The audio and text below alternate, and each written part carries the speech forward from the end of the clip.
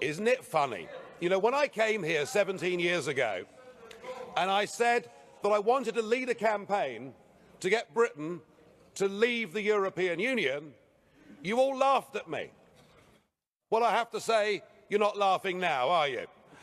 And the reason you're so upset, the reason you're so angry, has been perfectly clear from all the angry exchanges this morning. You, as a political project, are in denial. You're in denial that your currency is failing. You're in denial. Well, just look at the Mediterranean. No. As a policy to impose poverty on Greece and the rest of the Mediterranean, you've done very well.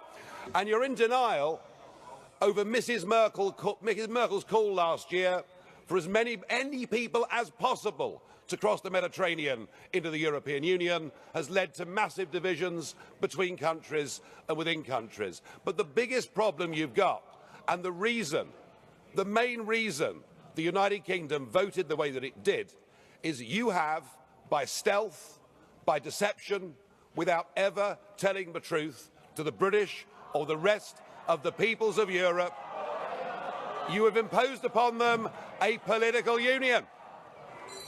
You've imposed upon them a political union. And when the people in 2005 in the Netherlands and France voted against that political union, when they rejected the Constitution, you simply ignored them and brought the Lisbon Treaty in through the back door. What happened last Thursday was a remarkable result. It was indeed a seismic result, not just for British politics, for European politics, but perhaps even for global politics too, because what the little people did, what the ordinary people did, what the people who have been oppressed over the last few years and seen their living standards go down, they rejected the multinationals, they rejected the merchant banks, they rejected big politics, and they said, actually, we want our country back. We want our fishing waters back. We want our borders back. We want to be an independent, self-governing, normal nation. And that is what we have done, and that is what must happen. And in doing so, we now offer a beacon of hope to Democrats across the rest of the European continent. I'll make one prediction this morning. The United Kingdom will not be the last member state to leave the European Union. So the question is, what do we do next? Now, it is up to the British government to invoke Article 50. And I have to say that I don't think we should spend too long in doing it. I totally agree, Mr. Juncker, that the British people have voted. We need to make sure that it happens. But what I would like to see is a grown-up and sensible attitude to how we negotiate a different relationship. Now I know that virtually none of you have ever done a proper job in your lives, or worked in business, or worked in trade, or indeed ever created a job. But listen, just listen. Herr Farage, Augenblick. Mr. Farage, just a second.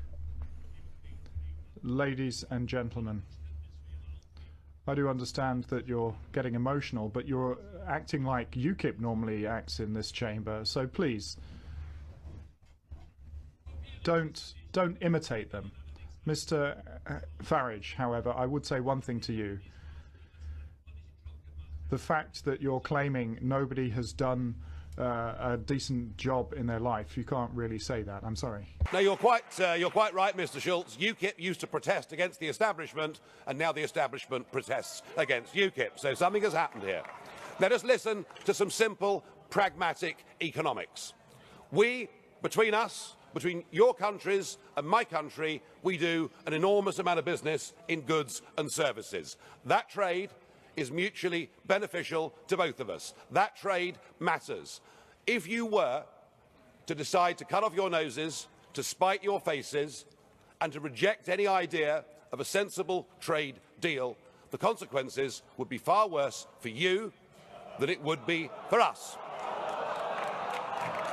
And even no deal is better for the United Kingdom than the current rotten deal that we've got.